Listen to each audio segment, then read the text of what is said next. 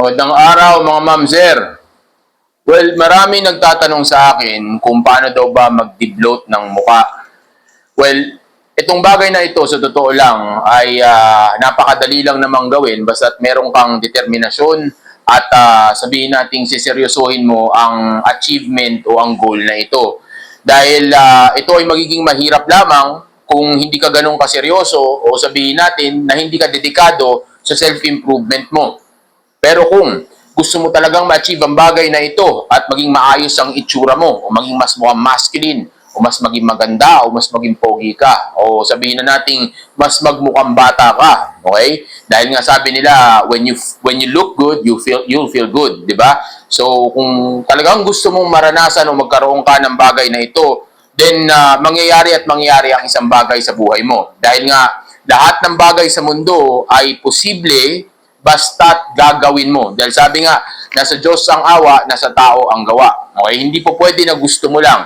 Dapat gagawin mo rin talaga. Okay? Dahil ako ang nagsisilbing living proof na ang bagay na ito ay posible. Okay? So, paano ko ba nagawa ang bagay na ito?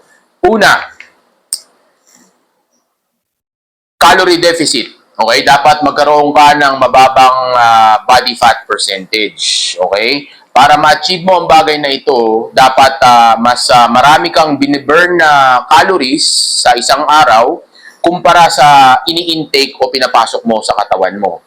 Paano ko ginawa ito noon? Simple lang. Ito ay pinagsamang sabihin nating healthy lifestyle, healthy food o healthy eating, okay? At of course, walang iba kundi yung sabihin nating exercise. Okay, yung kung saan ako talaga nagbe-burn ng calories ko. Ngayon, paano ko to ginagawa? Una, iniwasan ko muna yung mga asin, yung mga high sodium, at pati na rin yung mga sugar o mga sugary food at mga matatamis na pagkain nga. Mga sugary food nga. Okay? Iwasan ko yung mga fast food, mga maasin. Iwasan ko yung mga delata. Iniwasan ko yung mga sabihin nating mga pagkain na matataas ang asukal katulad ng tsokolate, katulad ng candy, katulad ng mga drinks na may na may asukal, even yung alak, umiwas na ako diyan. Okay, dahil nga mataas ang ang ano niyan, actually iba may asukal, pero usually ang mataas diyan ay sodium. Sodium na rason kung bakit nagbo-bloat ang face natin. Okay, dahil nga ito ay mga may mga preservative at ang isa sa mga kadalasang ginagamit na preservative ng mga pagkain at inumin ay asin at asukal. Okay? So, iwasan ninyo yung matatamis at maalat na iyan dahil dyan, mananaba o sabihin nating mag-gain tayo ng water sa katawan natin na nagdadagdag ng weight o nagbibigay sa atin ng bloating na itsura. Okay? Yung magmumukha ka ngayon maga. Okay? Kumbaga, mukha ka tuloy manas dahil dyan sa mga bagay na yan kasi nasa survival mode ang katawan natin. Nag-hold ngayon siya ng tubig. Okay? Kaya napaka-importante na alamin mo rin kung ano yung pinakatamang sodium intake lang na dapat sa iyo kasi nga baka naman maapektuhan nito yung electrolyte mo. Okay? Dahil ito yung nagbibigay ng sigla sa atin at nagbibigay ng lakas at sabihin nating nagbibigay ng healthy na internal organs, okay? Kaya dapat alam mo rin kung ano yung pinakasakto o yung tama lang para sa katawan mo. Ako kasi, ang intake ko ng asin sa isang araw ay umaabot lang ng half teaspoon ng ng asin. Okay? Half teaspoon lang ng asin. Ang kumbaga kutsarita, kalahating kutsarita, minsan nga 1/4 teaspoon lang eh.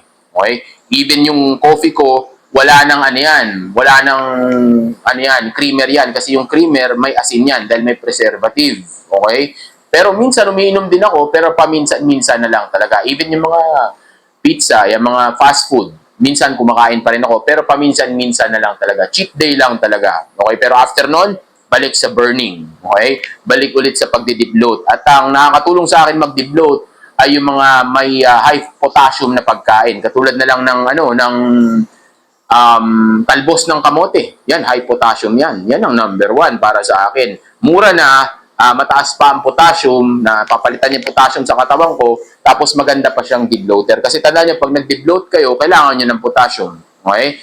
So, dapat balanse pa rin ang lahat. Okay? May electrolyte ka pa rin, tapos nagagawa mo na makontrol yung pumapasok na sabihin nating asin o asukal sa katawan mo. Okay? So, umiwas sa mga tinapay. Yan, ano yan, refined carbs yan. Ang carbs ko ay galing sa kamote, nilagang kamote. Okay? Ang protein ko o ang sabihin nating karne ko ay nanggagaling sa chicken breast. Okay?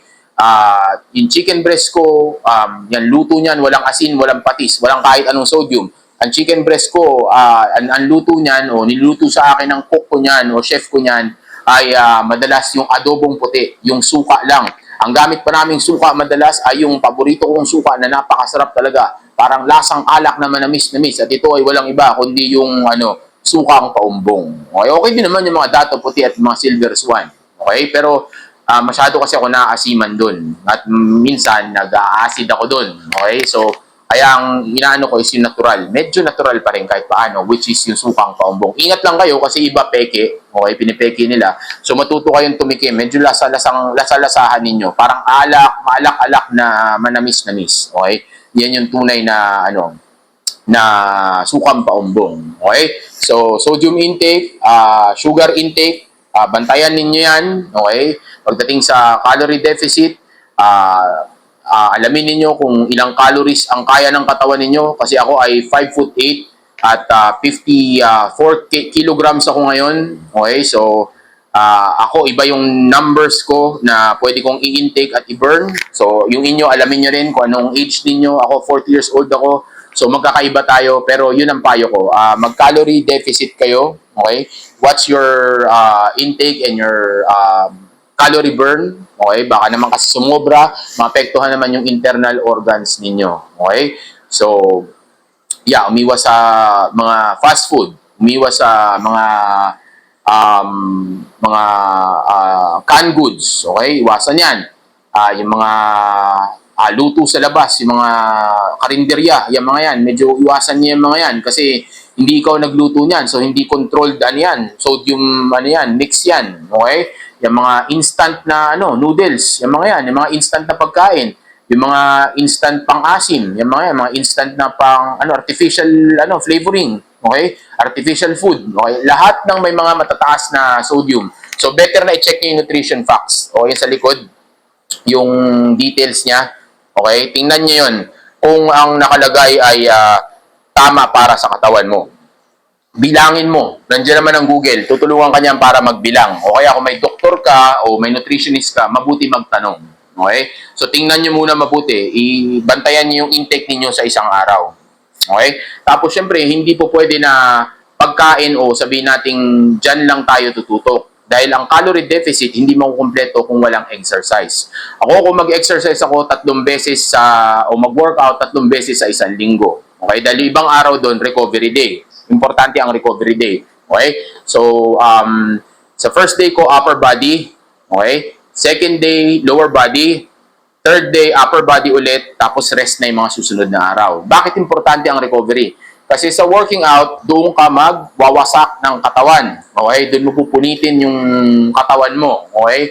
Tapos sa susunod na araw, doon mabubuo yung muscle mo. Kasi yung muscles na yan ay nabubuo para sa survival mo. Okay? Kumbaga, sinusurvive niya yung katawan mo eh. Sinusurvive niya yung mga napunit na tissues ng katawan mo. Okay? Correct me if I'm wrong. Okay? Pero yan yung pagkakaintindi ko dyan.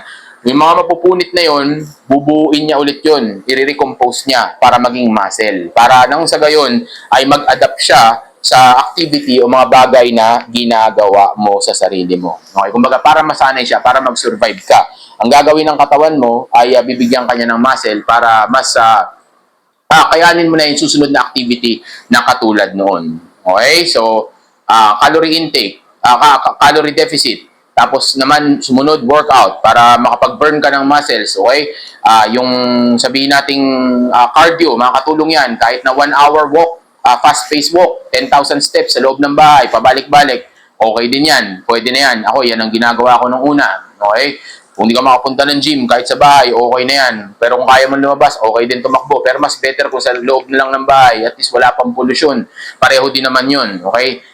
Tulog, okay? Make sure na 8 to 9 hours ng sleep. Dahil kung hindi 8 to 9 hours ng sleep, tataas ang cortisol mo, babagal ang fat burning state mo o yung fat burning mo, at sabihin nating mas magkikrave ka sa pagkain, and also at the same time babagal ang recovery ng katawan mo dahil nga wala kang recharge, hindi nag-recharge yung katawan mo, so hindi gagana na maayos yung system mo. Okay, so kailangan ng pahinga, napaka-importante ng pahinga, hindi katamaran ng pagpapahinga. Okay, matalino ang pagpapahinga, smart move yun dahil para mag-recharge yung katawan mo, para gumana yung system mo, para makapagtunaw ka ng taba at makapag-recover ka ng muscle mo. Okay, kumbaga para tumakbo ng maayos yung system mo. Okay, so magpahinga ka, matulog. Siguro pinaka-lowest na is 5 to 6 hours. Okay na yun kahit paano, pero mataas ang cortisol level mo pagka ganun. Meaning, babagal nga yung system mo. Okay, tapos mag-crave ka lalo sa food. Baka mag-binge ka pa o crave ka sa mga refined carbs, mga tinapay, ganyan. Pero again, sabi ko nga sa inyo, nagtitinapay pa rin ako paminsan-minsan, 1 hanggang 2 pandesal sa isang araw, pero hanggang dun na lang yun. Okay? Pero yun nga, kapag kakulang ka sa tulog at mataas ang cortisol mo, naghahanap yung katawan mo ng carbohydrates kasi nga mahina ka. Okay? So better na kumbaga tama ang tulog mo. Okay? Para hindi water retention yung mukha mo. Mukha talaga ang pinakaunang nag-water retention. Stress, umiwas sa stress. Okay? Mag-i-relax nyo lang ang sarili ninyo. Okay? Gumamit kayo ng guasya, malaki rin maitutulong nun. Okay? Tapos, massage sa mukha, magpamassage kayo sa mukha, massage kayo ng katawan para mare-relax kayo o para maging maganda rin yung flow ng tubig at dugo sa katawan ninyo. Okay? Pero kung gusto nyo pa rin naman na kumain ng matamis at nagkikrave kayo sa sweets dahil namimiss ninyo ito, o paminsan-minsan ay nauumay kayo at gusto nyo ng may matamis na nakakain o may matamis na naiinom dahil sa, sabihin natin, nakasanayan. Di ba? Kasi sanay tayo mga Pinoy sa ganyan di ba? So kung gusto nyo pa rin ng ganyan, then mag-switch lang kayo from sugary food o sugary drinks to no sugar na pagkain at inumin. Okay? Nandiyan naman yung Coke Zero, nandiyan yung Pepsi Max, okay? Nandiyan yung mga zero sugar ice cream, zero sugar chocolates. Okay, yun nga lang medyo mas pricey sila. O kaya sabihin nating yung may stevia na asukal o yung mga may pamalit sa asukal na sweetener. Okay? So pero yun nga lang, yung mga ganyang klaseng pagkain ay tsaka inumin minsan nakakapag taas ng appetite. Okay? So, pigilan nyo na lang na kumain pagkatapos kuminom o kumain ng mga ganyang klaseng mga pagkain. Pero as much as possible, umiwas na lang din. Okay? Pero, ang pinaka-best, again, para mapababa yung sodium, isa pa sa gusto kong advise sa inyo, is yung uminom ng 3 to 5 liters a day ng tubig. Okay? Pure water. Okay? Okay lang na uminom ng Coke Zero o Pepsi Max o zero sugar na soft drinks o juice. Basta ang importante, ay uminom ka ng tubig na 3 to 5 liters a day. Kasi yan ang nag-wash off o naguhugas o naglilinis ng internal organs natin, lalo na ng kidney at ng liver. Okay? Kung saan na-stack ang ang asin o yung sodium at pati na rin yung mga hindi natin kailangan sa katawan natin na maaring mag-hold ng tubig. Okay? O yung mga nakukuha natin sa tinapay. Actually, there's this another one na I just forgot the term.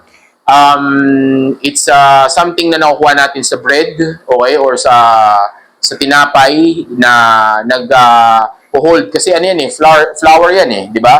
So mag-hold yan ng water sa katawan mo.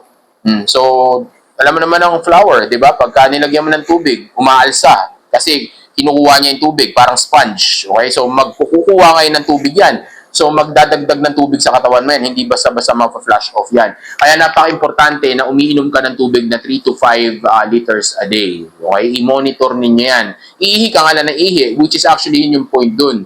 Yun yung goal mo dun. Umihi ng umihi para mailabas yung mga content na yun sa katawan mo. Kasi yun nga yung mag-hold ng water na magpapataba ng itsura ng mukha mo, ng katawan mo, magdadagdag ng weight sa iyo. Dahil minsan, hindi lahat yan taba.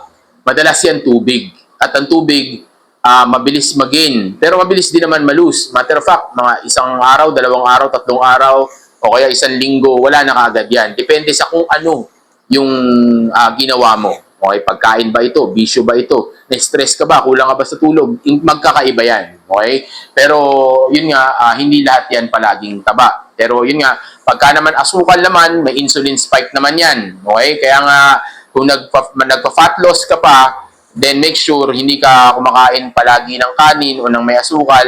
Kasi kahit anong may asukal, kahit konti ang content niyan, pipigilan yan yung fat burning state mo.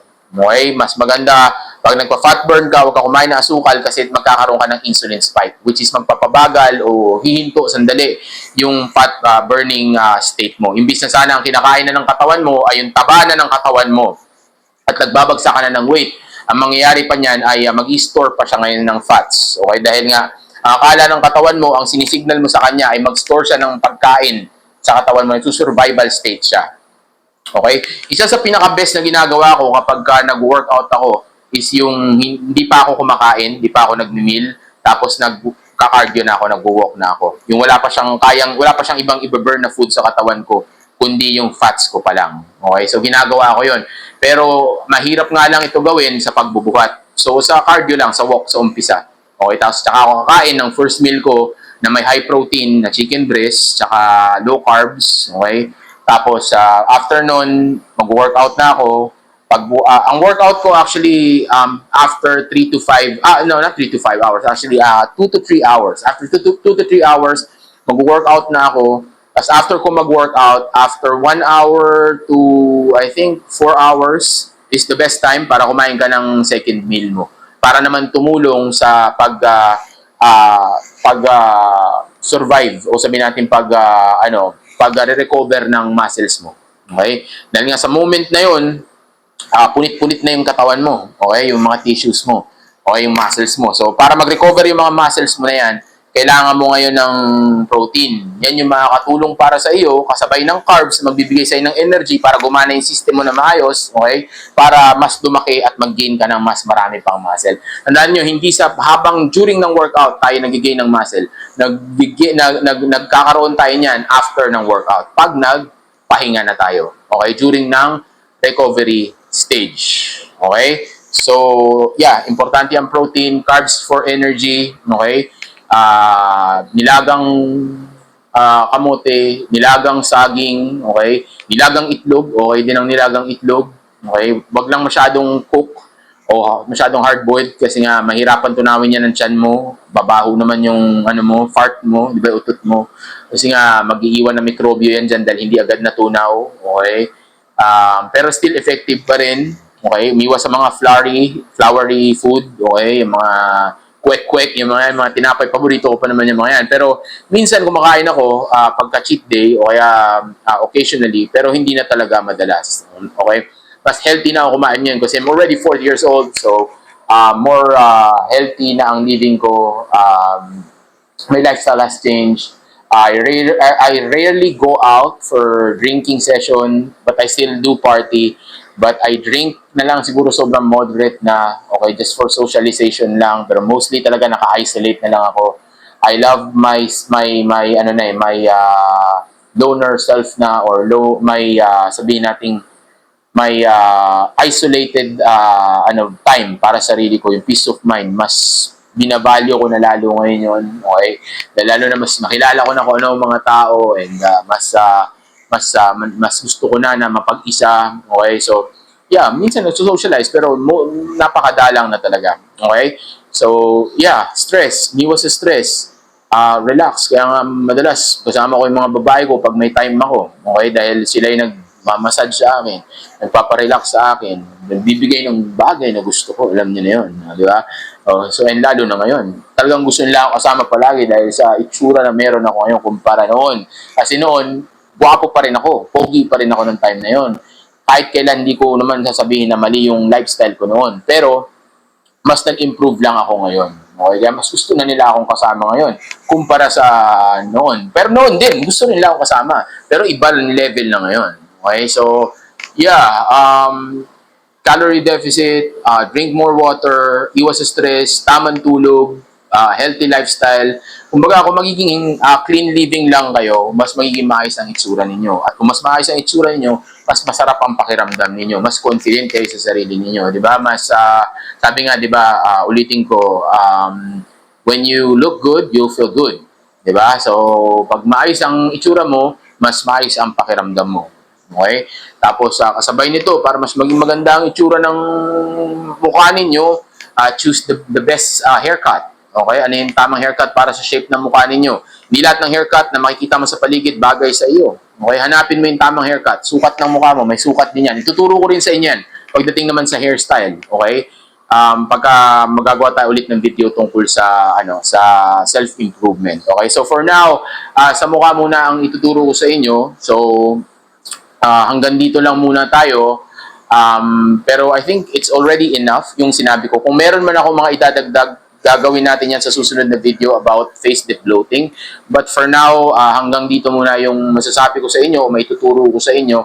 Lahat na itinuro ko sa inyo ay napaka-effective dahil ito yung ginawa ko sa sarili ko. And it's very healthy, especially if you will be doing your searches first or do your search first before you do this to yourself. Okay? Kailangan mo malaman kung ano yung para sa iyo, sa edad mo, sa height mo, at sa uri ng katawan na mayroon ka para malaman mo kung ano yung fit para sa iyo, ano yung para sa iyo talaga. Hindi lang kung ano yung gusto mo. Kasi baka mamaya gusto mo yung katulad nun sa akin, hindi naman pala para sa katawan mo yun o sa kondisyon ng katawan mo o para sa edad mo o para sa height mo, mapahama ka naman. Okay, again, if you could consult to a doctor first, consult to your doctor first. Okay, if you have a nutritionist, a personal nutritionist, talk to the nutritionist first. Okay, for safety purposes. Okay, for a very healthy conversation first. Okay, so gawin niyo yan. Okay, so ang pinaka bottom line lang naman nito ay ingatan mo at mahalin mo yung sarili mo.